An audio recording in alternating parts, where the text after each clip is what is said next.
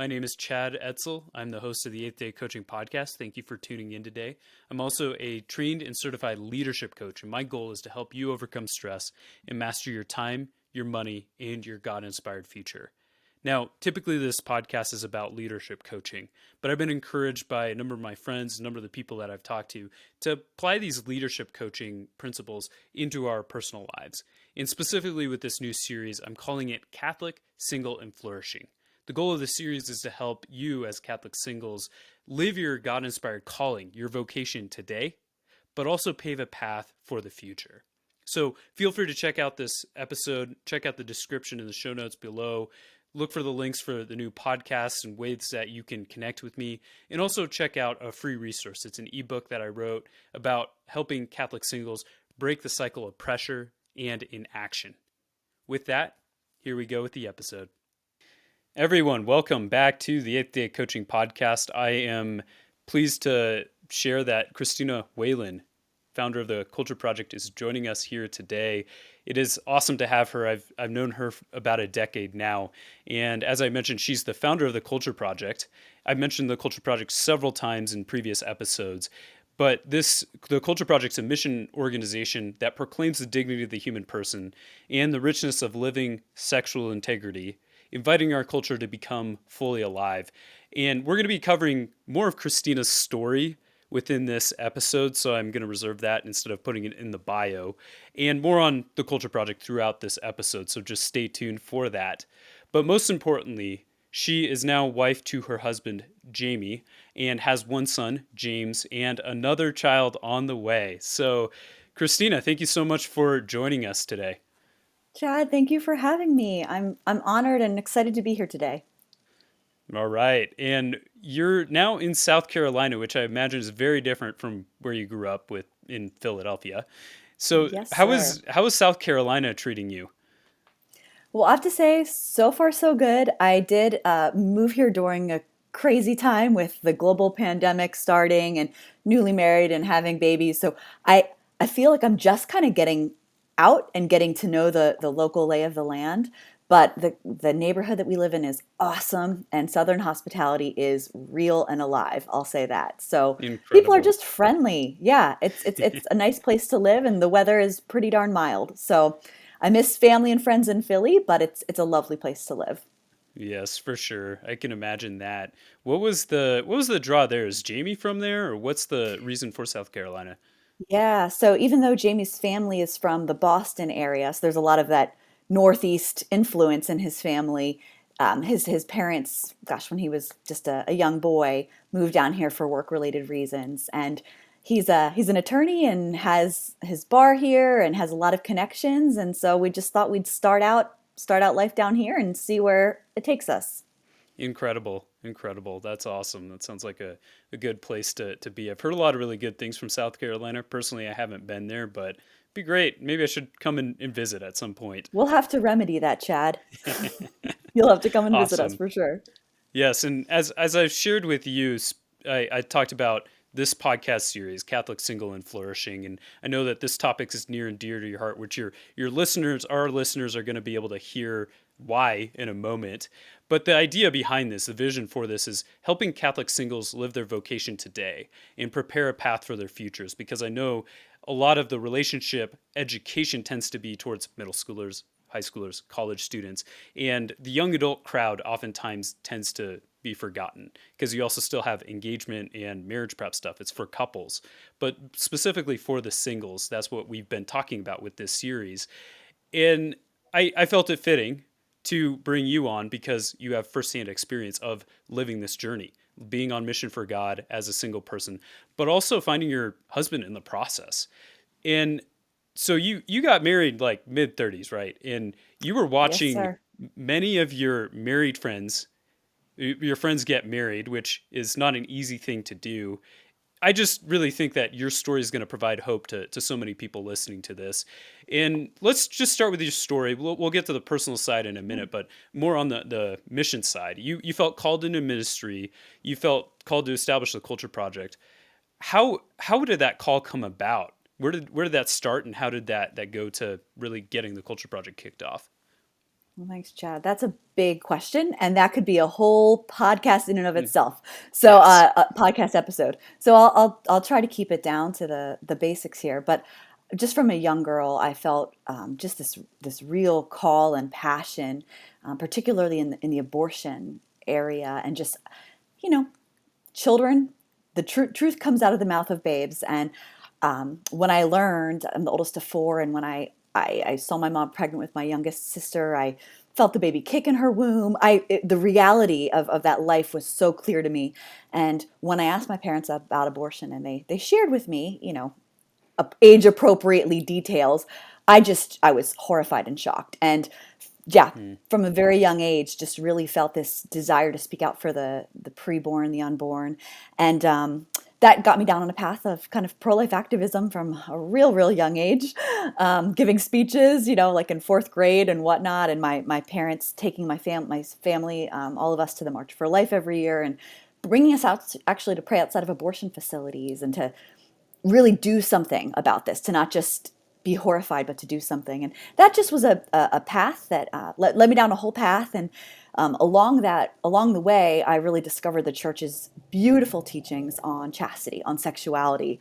And it just was like the aha moment for me. So I was like a justice warrior for the preborn, thinking this is the problem, this is the biggest issue going on today. To then realizing, wait a second, where do the obvious thing, where do babies come from? and just kind of connecting, wait a second, if we understood and lived out our sexuality according to God's plan, we wouldn't be dealing with this problem. And then kind of having a more personal, deeper conversion in the chastity message, and just yeah, understanding the depths of that, became on fire and couldn't stop talking about it. And then as a teenager, got brought into an organization in which I could actually give presentations about human dignity and chastity and abortion. And so I received awesome coaching and mentorship, and really got to grow and to continue to put this passion into action. And so I spent a lot of years doing pro-life and chastity education as a speaker. Then after my university days finished at Penn State, I had the opportunity to do this mission school, the Emmanuel School of Mission in Rome. And wow, boy, did I learn what it was to be a missionary in mind, heart, and action. And, to be honest, Chad, I had been the pro-life chastity girl for so long, I kind of wanted a break. I was like, man, I'm always having to talk about these tough topics. And I thought I was going to escape for a year and just go talk about like Jesus and love and butterflies and happy things. And while I was on mission across Europe, so we did missions all over Europe, door-to-door evangelization, street evangelization, parish missions, over and over and over again. I encountered men and women that were so hurt and so wounded by the church, didn't want to come, didn't want a relationship with the Lord. And over again, Chad, at least the people that I encountered, God was hitting me over the head. The people I encountered, like 99% of them, were carrying wounds and issues, particularly on the church's teachings on marriage, life, and sexuality. I mean, mm, and just a lot of it was misunderstandings, misinterpretations, people from the church that spoke out terribly or not in love, and not balancing truth and love. And so I just, my passion then for the church's teachings on marriage, family life, and sexuality just only grew. And I knew from that point on, my call was to be a missionary, and a missionary for the gospel of life, and a missionary sharing the church's beautiful teachings on human sexuality. And so after that, I came back and I continued to do work as a pro-life and chastity speaker. But after being a missionary that lived in community, prayed in community, had this awesome formation, I was like, we need something like this in the States. We need a school of mission in the States, and we need to talk about the topics that not a lot of us Catholics are very well informed on, or we just get bits and pieces. We need something to actually address the issues of today that people are struggling with in marriage and family life and sexuality. And so from that point on, grew this idea to have a mission program, and eventually that grew into me starting the Culture Project, and led me to start this organization that was all about missionaries, young men and women, normal, regular, average, regular, normal the way we're all normal, but yes. or not normal, but just regular Catholic young men and women who loved the Lord, loved their faith, have tried the culture and said, wait a second, I found this wanting. And instead of just all of us complaining about the world, like, let's do something about it. Let's go on mission together. And so, Chad, you were one of our first missionaries apart from the beginning. And we just came together and said, all right, we're going to live in community. We're going to go out. We're going to learn. We're going to learn more and more about these topics. We're going to pray. We're going to do holy hours, go to daily mass. And then we're going to go out and share with other young people just the joy that we've learned and the freedom that we've learned in Christ. And so anyway, that's my trying to keep it short story. It was a lifetime that led me to this and just, wanting to do something and not sit around. And Incredible. it's easy. It's easy to be doom and gloom, Well, isn't it, Chad? it is. But what strikes me, because I've heard your story numerous times, and at the same time, as I'm listening to it this time, in reflecting on it in this context of Catholic single and flourishing, there's a call that you had, but it wasn't just one moment. It was these moments along the way that added up to getting to a point where you established the Culture Project. You started the Culture Project. It's so easy for us as young people to think, okay, what is God's call for me? And just think, I'm supposed to be struck over the head with that by the time I graduate from college, by the time I'm 21. And then to be there at 25 or 26 or even early 30s of like, well, God hasn't called me to anything. I'm still waiting for that call, right? Mhm. But it was these steps along the way which shaped you as an individual, as a person. And then getting to that point where you said, all right, now's the time where this is going to become more formalized, more specific to the establishing an organization that carries out this stuff that I've been learning for so many years. Well said, Chad. Well said. Incredible. Well, yeah, and we'll dig a little bit further into what the Culture Sure. Project is as the episode goes along. But amidst all that, I observed that you had two strong callings. One, which is to serve on mission, which is why you founded the Culture Project to begin with. But then, secondly, is to be married, and that particular vocation, which I think a lot of us singles are really looking at and craving. And so you're in your early 30s when you start the Culture Project. Given your circumstances and given some of the circumstances that were around the founding of the Culture Project, it would have been very easy for you just to pack it in and say, well, all right, I'm going to go get a normal job and just be open to finding my husband. I'm wondering about what the reason was that you continued on mission, because I want our listeners to really think about this. You started a mission, a nonprofit organization at something like 31 years old, and you had 30 employees right off the bat. All right. What was that God-inspired reason or that God-inspired vision that kept you going? No, that's a great question, Chad. It was a little bit of a crazy thing to do. I mean, it was a leap of faith. It was a crazy thing to do. My spiritual director definitely helped me to see this because all of a sudden I was just about to turn 31, Chad, and I had all of these. I had about 30 young men and women that had been on mission with friends, colleagues, that all of a sudden were like, we've got to do something about this. And I remember thinking, wait, is this the moment to pause and discern what's the best step? And my spiritual director was like, oh, you put that hand to the plow a long time ago, and you just got to keep going and not looking back now. Like, this Mm, isn't the moment to rediscern. And I guess what he was showing me is that my life had led me so clearly, and I had made a lot of steps, like you said, Chad, a lot of little steps that put me on this path. And then I had the opportunity, and I had people that were willing, that actually believed in this mission and were encouraging me, like, what's next? What's next, boss? Like, let's go. Like, what's holding you up? Let's get started. And I just, it was like, that was not the moment to think. It was like, yeah, oh, okay, let's do this. And it was just kind of that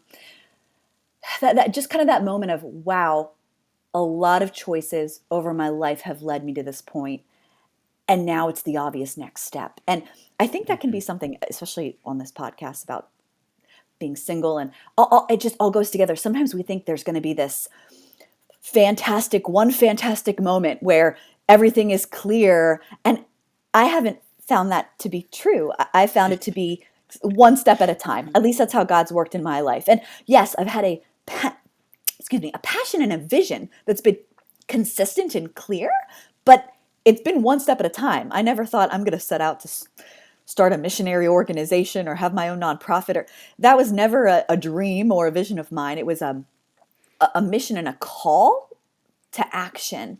And it was a lot of little steps along the way. And then the moment came and the opportunity came. And I almost did. I needed that little push from my spiritual director because I suddenly was, wait, hold on. This wasn't my plan. And he stopped and was like, wait, you've set out to do this. And this is just the natural next step. And that just gave me the courage to just say yes. And then once the yes was said, Chad, the clarity, the peace, the vision, I mean, everything was there. And I knew, oh yeah, I do have an idea. I do have a plan. I do have a philosophy.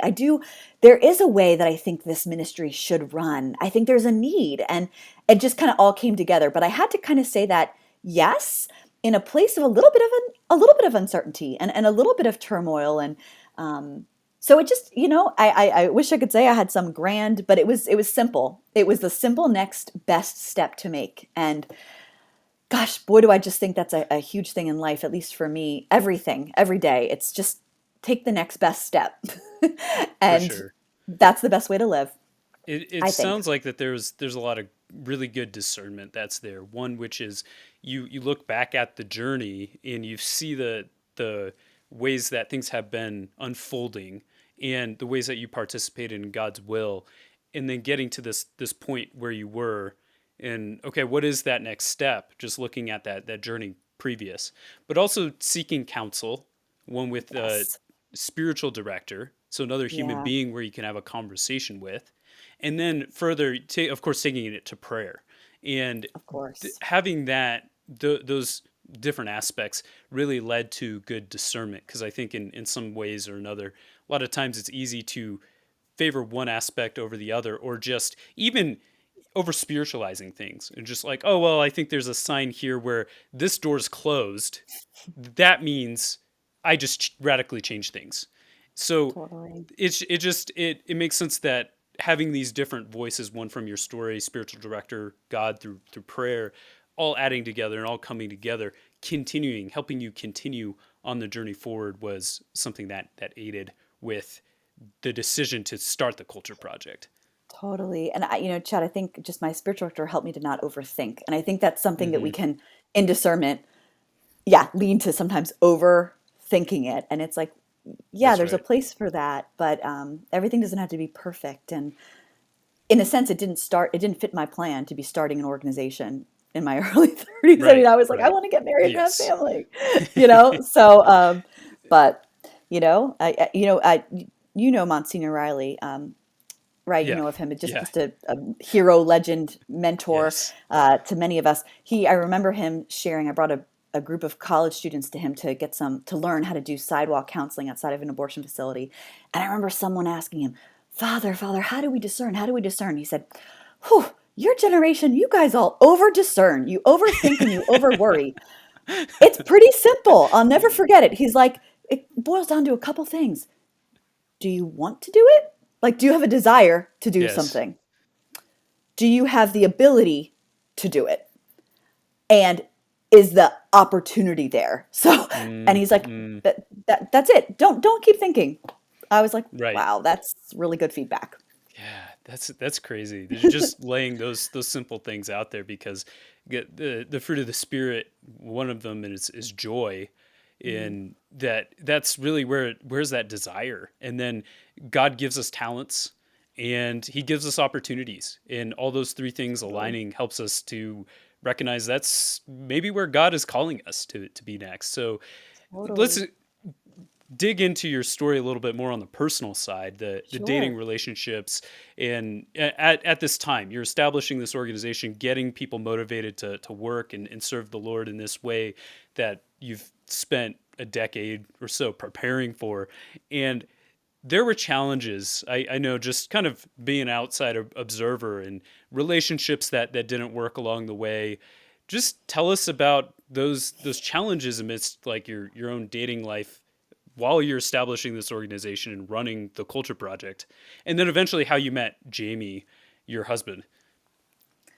Okay, Chad. Well, you know what? Let me tell you, it was a lot, and not an easy time. That I think times of transition are definitely hard. I will say I always had wanted to be a wife and mother since I was a little girl, and I did take a period of time to discern religious life, dutifully, and then it became also really clear I was really sad about that, and really sad about that idea. And again, spiritual director was like, "Well, it's like kind of indicates something there." But anyway, so yeah, so dating was definitely, well, marriage was definitely something that I had longed for and hoped for, and yeah, I think I do not see one perfect formula for dating. Let me say that. I think so much is broken down in our world today on that front, and it's hard to know how to date. um, I will say that I just think this is just a gift or something that the Lord gave me.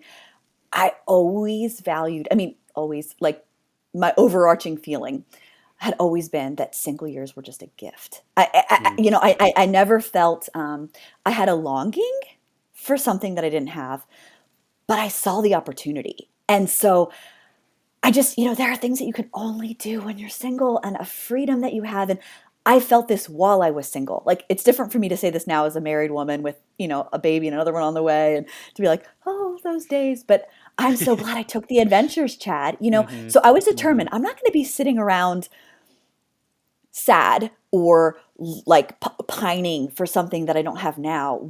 I really focused on what do I have? And Hmm. wow, I have a freedom to serve. I have a freedom to be on mission. And I really spent time diving into to mission, to friendships, like to real quality friendships, and to adventure. And to have adventures and to have fun. And then to be open to dating, but to try not to Hmm. make dating like that. It's so easy, I think, to make it such a focus that you kind of burn out any fires before, well, you snuff out the fire before one can start, before any good things can come. And so I was very open to dating. I also just, philosophy wise, I thought anyone that I'm a big believer. If a guy asks you out, you go out. Like, you say yes. Like, unless you have a very good reason to say no, like, this Hmm. person Yep. is very unwell or a stalker or something like that, Hmm. you should say yes, and just take opportunities to meet new people. So during that whole time, I mean, I guess most of my single years, pre-culture project on mission, or even post-culture project on mission, I was, I mean, the mission was definitely a priority. So I was definitely very focused on that, but I took opportunities whenever they came. So, but not like, oh, I'm going to go to this event hoping I'm going to meet someone that's going to be my husband. I don't think it's a very healthy mentality. It's easy to get into it, but I'm Hmm. going to go and I'm going to look forward to meeting new people. Like, I want to meet Yes.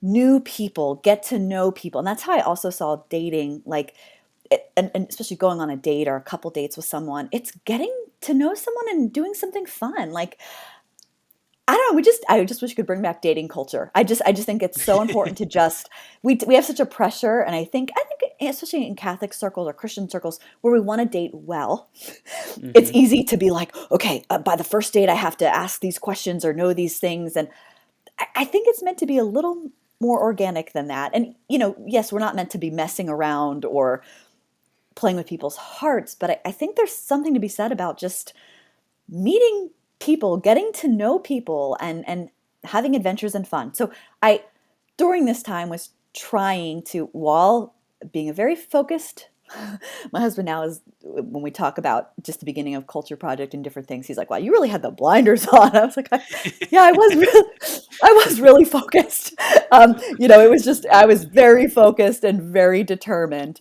Um, but while that was going on, I took opportunities to have fun. And so if mission brought me to a new city or to a new country even, I just decided to capitalize on it. And I made awesome friends, people that are beloved friends to this day, brothers and sisters in Christ, role models, mentors. And I did meet some people that I dated, that I had strong connections with, that I thought maybe I'd marry. And I also took those relationships for me to the natural conclusion. And everyone has a little bit of a different philosophy on this. And so, some people I dated for longer than I think I should have needed to date to know. But I'm a big all in person. So it's like, again, once you get past that initial, I think I'm very big into the casual, like just get to know each other, go on dates, have fun. But when you decide to embark on a serious discernment, Chad, I was like, I don't want to have any regrets. I don't want to feel like I ran away from something too soon because I was afraid. Because life is messy and it's not perfect. And we all know Hmm. this. We're not perfect Yes. ourselves, and you're not going to find a perfect spouse. It's easy to also disqualify people too quickly, and Hmm. so I did. I dated. Had some relationships where I really like invested myself, and we really were discerning marriage. And I had my heart broken a few times. Hmm. I mean, Yep. so, I was open to and had to get beaten up a little bit, and it was painful. But along the way, I just, I really learned that love is never a waste. I really believe love is never a waste, and Hmm. it's always a good thing. And the Right. conclusion of love, I had wrongly for a while thought like, is marriage, and it's so wrong. It's like the end of love is heaven, and it keeps going. Like Right. it's That's it's right. it's it's heaven. And so when you have the honor to meet people and journey with them, and there's love, or there's this potential of love, or when you connect with someone and you think, okay, this might be it, as in my spouse, that again, that's beautiful and natural. But we're also called, I think, to meet people and to journey together towards heaven. And maybe we were Hmm. meant to learn different lessons from each other along the way, and to grow in different ways, and then to move on. But to realize that it's all still moving forward. Like, I don't believe that there's failed relationships, or there's no failure in dating and breaking up. There's Yes. no failure Right. in discerning. And I don't know. I just think it's never a Well, waste. And again, it with the gift of chastity and virtue and stuff, right? If you're striving to live these relationships well, mhm. what are you losing? Right. You Well, know? it reminds me a little bit of the conversation I had with Arlene Spenceley a couple of episodes ago for our listeners to check out. But she had mentioned something very similar where she used to think that the only successful relationship was one that ended in marriage. But what she realized along the way was that it is a training ground for love, learning how to love one another. And the success is not it can take a lot of pressure off if you remove the success label as marriage, and the Totally. success is continuing to learn from one another how to grow in friendship and how to grow in love. Totally.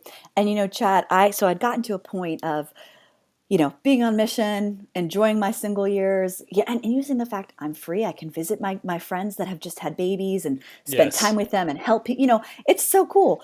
And loving and falling in love and getting my heart broken, which been there. I know that is tough, and it's tough to keep coming back up.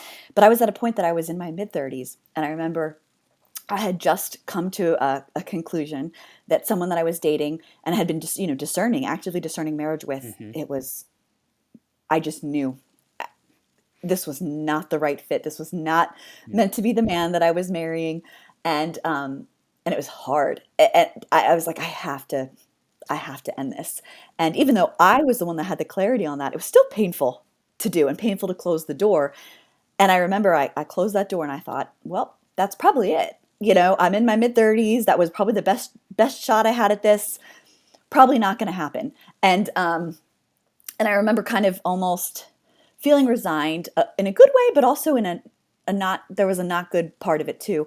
And I remember I had to visit Archbishop Chaput, for actually a business meeting about the Culture Project. And just I'm a huge fan, been a huge mentor of mine and hero, and just someone I really admire and respect. And he's very good with proper boundaries, and knows how to keep things appropriately. So we wouldn't have like gushy conversations or anything. But for whatever reason, at the end of this one meeting, he had actually met someone that I was dating just while they were visiting at church. And so he was like, whatever happened with that guy?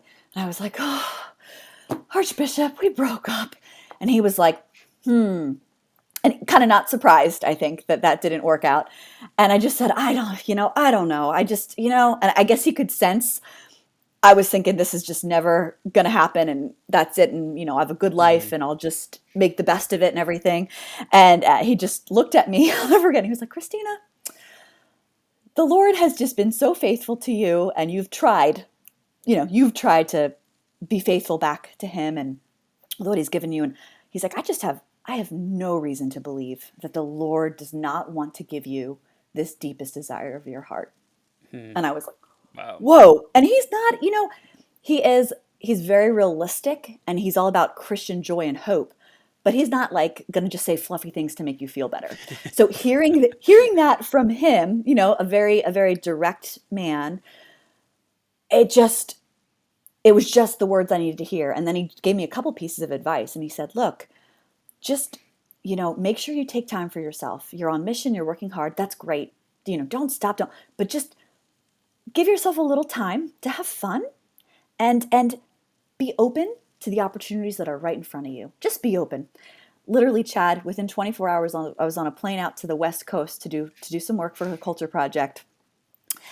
I had met my husband, Jamie, at the Napa Institute the summer Mm-hmm. before that, but just met him amongst other people.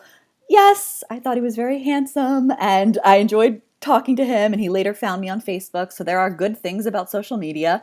And we began a conversation, but it was just he just thought the culture project was awesome. So it was all like he would send me articles and at that time he had been doing some work out in San Francisco and he just kept saying, gosh, we need the culture project here in the belly of the beast. And so he just, he kept in touch, but it was all very much on mission topic. I enjoyed it when we'd chat about this. And I forget if he saw I posted something online or he went to maybe a CP event or somehow he heard I was coming out to the West Coast and then was like, hey, are you stopping in San Francisco? Like, if so, we should get together. And I hadn't planned to go to San Francisco. I was just going to Southern California and then up to Canada. And I was like, sorry, like, don't you want to come down? Why don't you come down to LA? Like, I'm not flying up to San Francisco. You come down to LA. And he didn't ask me on a date. So it wasn't like that clear or anything. Right. Right. But Chad, believe it or not, I'm down with our team of missionaries in LA. And I get a call that there's an opportunity, that there's this board that's meeting in San Francisco like the next week. And they had all of this money and they wanted to give it to the Culture Project if I could just come and present. So I booked this whirlwind. I think I was in town for like 36 hours or something so like this. But I remember thinking, that guy Jamie said if I come, like, should I let him know I'm coming to town? But I was like, no, I had this, I'm the girl, I'm not going to say that. I'm not going to. And then just thought of Archbishop's words in my head. Just be open to the opportunities and the people in front of Wow. you. So I just was like, okay, I'll just let him know I'm passing through town really quickly. And that was all it took. He was like, great, well, let's meet for dinner. Let's do this. And he just quickly kind of set up some things and had, Chad, a couple options set for me, like based on how tired I might be for travel. Like he made multiple Wow. reservations and was like, let me know what you feel like. And even that, I went back to meet the missionaries in San Francisco and I was texting at this point with Jamie and he was saying, where should we go? And I remember I was too nervous. I would have been great at giving advice to someone else, but I was with actually Lindsay and Kayla. So Yeah. you know these people from the Culture Yes. Project and Yes. actually Yes. a few other missionaries, but I was confiding in them because they were older at this point. They weren't missionaries. They were on support Mm-hmm. staff. And I just was, Right. this guy asked me to do this and I don't know if it's a date and I think it's work, but I don't, but, and Lindsay was like, you tell, and he's giving me the choice to pick where to go. And one place was definitely fancy and one was casual. And she said, tell him you pick. And I just said, you pick. And he picked the nice place. And I thought, and I went, Chad, with my big blue Culture Project folder to do Right. business because I was like, well, this is a Yeah. business meeting. And the folder didn't come out once. And one thing, we had a great night and one thing led to another. And now a few years later, we're married and have a baby and another one coming. So it's, it Yeah. was a Well, whirlwind, but one step at a time, Chad. this is something that it's kind of like we can get bogged down in the rules of Catholic dating and so on. And Totally. this was not textbook stuff. And I No. think it's like I've been through that where here I am checking boxes and it's not working right. But Yep. I think it's sometimes those rules can be distracting from the human element. I'm just kind of curious the just hearing a little bit more on that going out for the first time, whether it was a date or Yeah, not. But like, how did he get to the point, or how did you both get to that point of really, I don't want to say defining the relationship necessarily, but more so having an intentional conversation of, hey, I don't want this just to be about business. I am interested in pursuing dating. How did that totally. conversation come about? Yeah, and I think that again, our story wasn't textbook in a lot of these ways. It was natural, it was organic, and Hmm. it's good to know things can Yes, happen that way. right, So right. that first night, we had dinner. We just talked. We got to know each other, and we ended up taking a walk. We shared about our life, and I was like, oh my gosh, wow. And then as that night ended, there was no like, do you like me? It was just an enjoyable getting to know each other. And at the end of that evening, he said, well, can I see you tomorrow? And I was like, I'm leaving tomorrow. And he was like, well, do you have any? And I had meetings all day, or maybe I was leaving the next day. I don't know. But I had a bunch of meetings. I had very limited window. And he just said, well, think about it. If you have any window in your schedule opens up, let me know. And I thought, well, what is, so I'm thinking, is he going to say what this is or not? So I get back and he texted me again, I think, and said something like, I really would, I think he followed up again, like, I'd really Hmm. like to see you if possible. So I thought, well, I'm going to daily mass at 5 p.m. before this meeting and I have like a 10-minute window. Like it was like nothing, but I just put it out there. And he was like, great, I'll be there. He went like across, bucked San Francisco traffic from across the city to go to mass with me and then to Hmm. walk me to my meeting.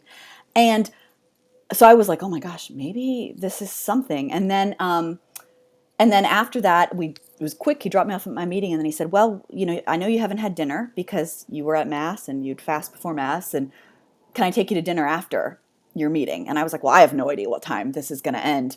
And he said, I don't care. And I was like, okay. He's like, I'm like, well, what do you do? He's like, I'll occupy myself. So I went, and of course, the meeting was so long. It was like 3 hours, and I couldn't take out my phone to update him because it would have been rude. And so we finish, and I just shoot him a text saying like, "Hey, we just finished. It went great, but I'm sorry it's so late. I'm sure." And he was like, "Next thing I know, my phone rings, and he's like, "Great, I've got a table set at a restaurant 1 block away from where you're at. Just walk over." I was like, "Whoa!" And Wow. Chad, the restaurant had closed. He asked them to keep it open, Hmm. and he remembered, I'm gluten free. He remembered that I liked red wine. I got there, Hmm. food was coming, a glass of wine was waiting for me, and we Gosh. had another great night of talking.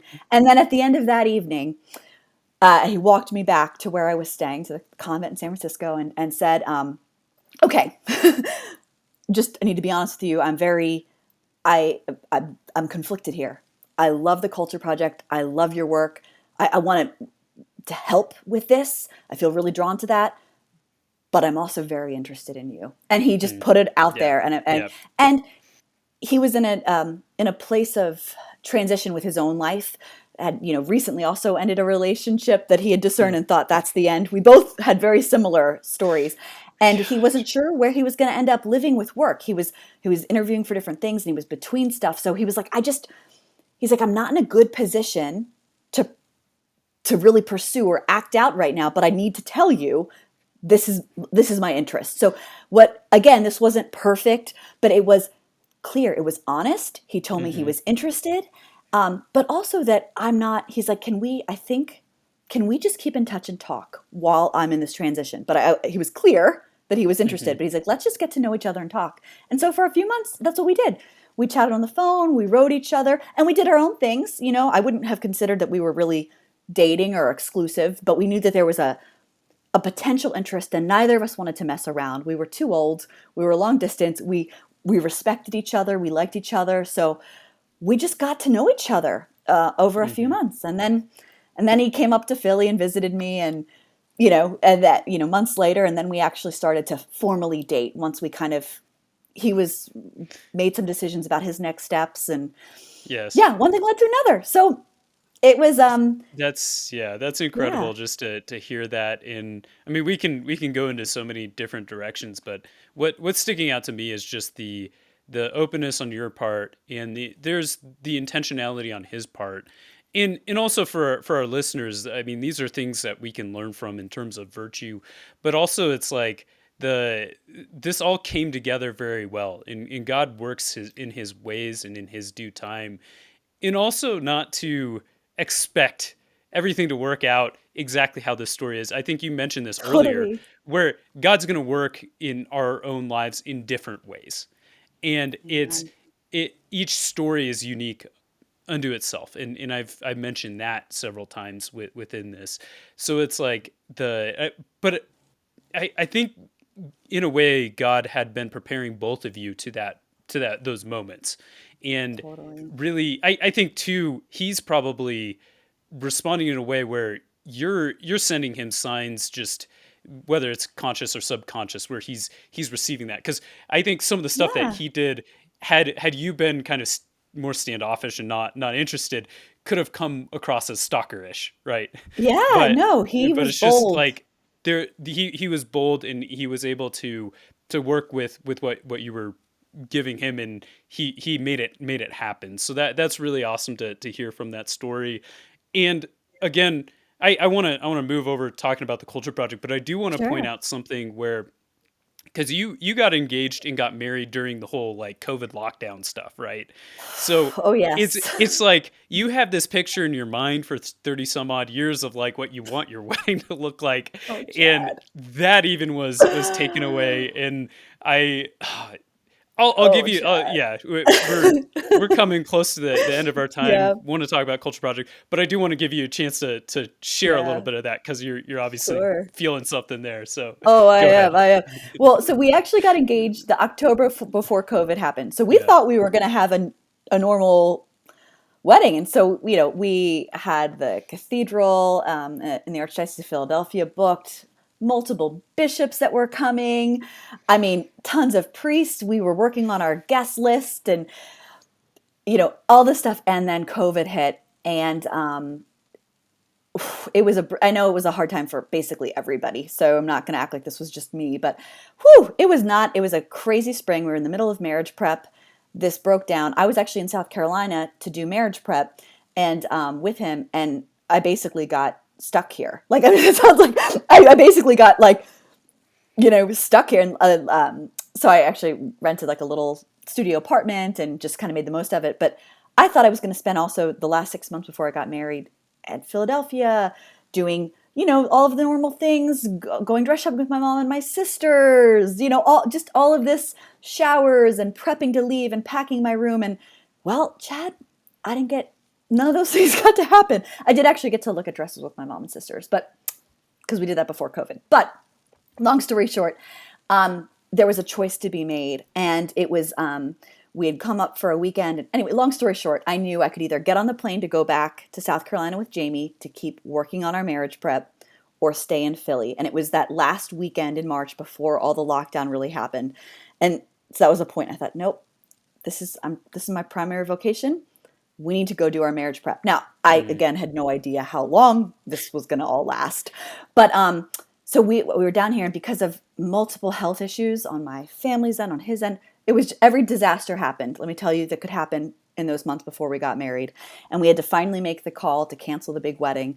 And the big decision was, do we get married when we had planned and what we had prepped for, or do we postpone so we can have our family and our friends and everyone with us?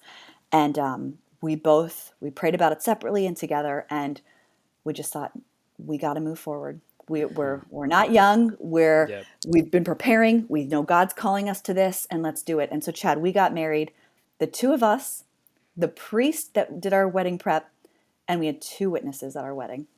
Mm. I didn't have my family. I didn't have my dad walk me down the aisle. I couldn't get ready with my mom and my sisters. I couldn't have my beloved spiritual director, priest, celebrate the mass. Like, it was, I Gosh. feel like I was stripped of all of these desires that I had.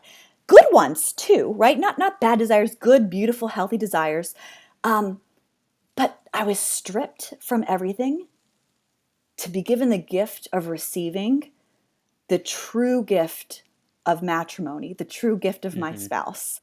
And I Yeah. think the Lord he knows us all, and he stripped away all these good things and attachments, and some that maybe were too attached, that I needed that, or others that were just, he gave me the gift of taking it away to purely give me the gift of my husband. And Hmm. It was brutal. There were tears, but it was incredible. And our wedding was, it was a mass. It was a wedding. That was our, and we got all dressed up for just each other. He wore his new tux. I wore my big ball gown. Like it was just, it was amazing because it was just the two of us and the Lord. Like that's really Hmm. what it was. It was like we got to elope, but with the church and the Lord. And anyway, it was That's absolutely incredible. beautiful. It was a beautiful Yeah, gift. yeah, yeah, yeah. Painful, but beautiful. Yes, yes. Well, it's You never know with and God, Chad. I think it's very much you know the word idealized just of course from studying John Paul II, and we have such an idealized vision for our lives sometimes, and we think our fulfillment comes from that, or being fully alive or flourishing comes from fulfilling that vision. But the Lord works his ways and reminds us on his terms that we truly flourish and we become fully alive. Getting into the mission program and just a brief summary of what the Culture Project is all about. I know sexual integrity, human dignity are big lessons there, and but calling our culture to flourish or become fully alive. Just how could you briefly summarize who the Culture Project is and what the Culture Project does? Sure. Well, we are, you know, young men and women that love the church, love the Lord, and want to be on mission. We have a passion for our culture. We don't think that things are too far gone, that there isn't hope. We live in community, we pray together, we learn together, and then we go and share together what we've learned. So, you know, unlike just being a speakers bureau, I think there's something so valuable about that community life. And day in and day out, our missionaries Yes. are, gosh, they're practicing what they're preaching, and they're living all these virtues, and they're making mistakes, and they're, you know, not being thoughtful roommates, and they're having to Hmm. self-examine. And so the community life is really the breeding ground to practice like actually what we're preaching. And then the time of prayer that we take really allows us to reflect on all of that and to let the Lord come in and to illuminate maybe the ways that we need to work on it. And then the actual formation gives us the intellectual formation, the human formation that we need to articulate the message well. And then we go on mission, the actual work of mission, that we give presentations to youth and young adults all about human dignity and sexual integrity, virtue, about the life of virtue. And but those talks, I think, are fruitful because they're the overflow of what we receive in community and Yes. prayer in our formation.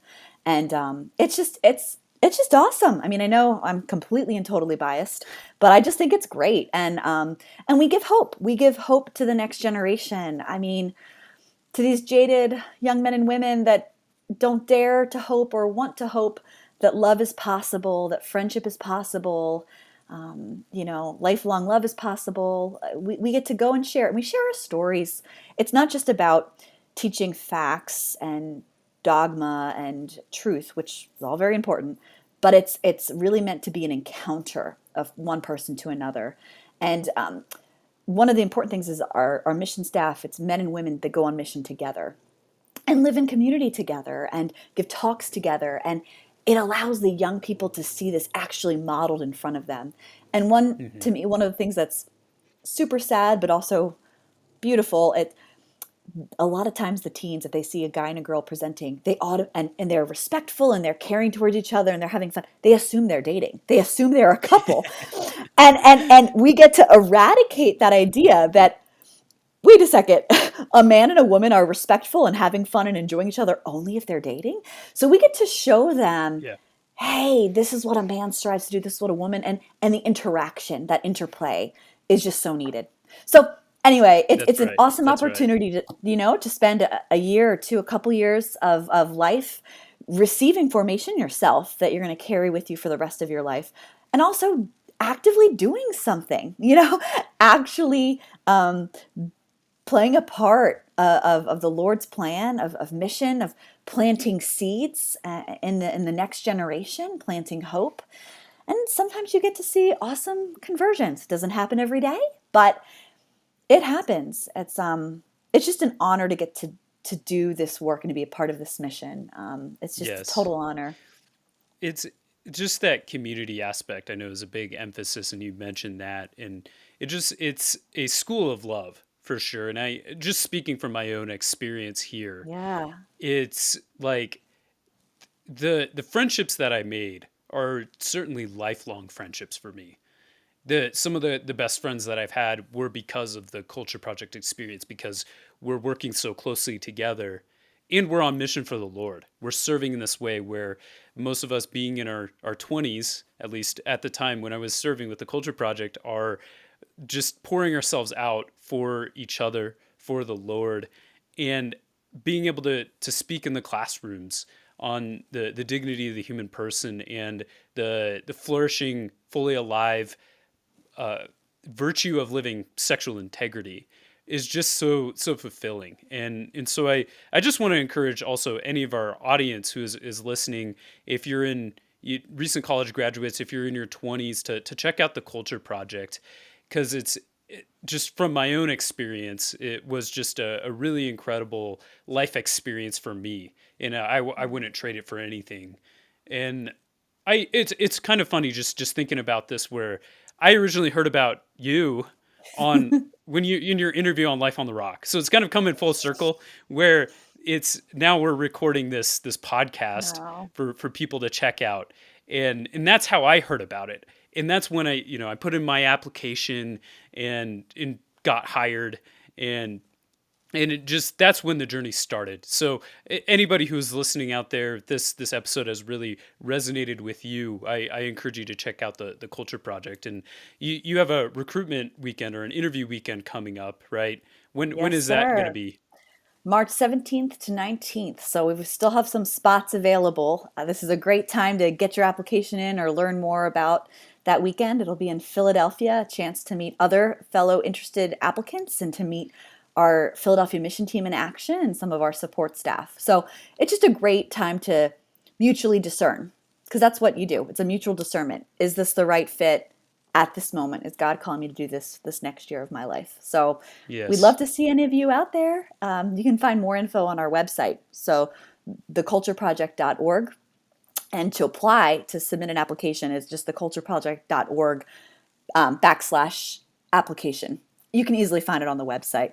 Apply. An application is not a commitment. It's not a definitive. It's just saying, hey, I'm interested and I'd like to know more. Beautiful. And we'll put those links in the show notes and how to follow the Culture Project and everything there as well, so our listeners can access those. And as we wrap up here, I'm going to ask you, Christina, a question that I ask all of my Sure. guests when I do interviews. And it's just to allow people to share their own perspective and from their own lens and how they see the world. I use this term God inspired, or the God inspired life, in a lot of my coaching and my podcasting. And the question is, what does it mean to you to live a God inspired life? That's a good question.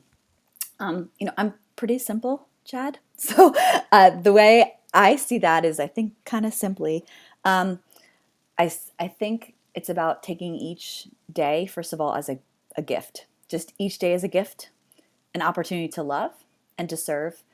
And I think to not be afraid to actually ask God for help in those little things, like every step of the way, to just bring Him into your everyday life and activities, and to ask for guidance, the Holy Spirit to guide you.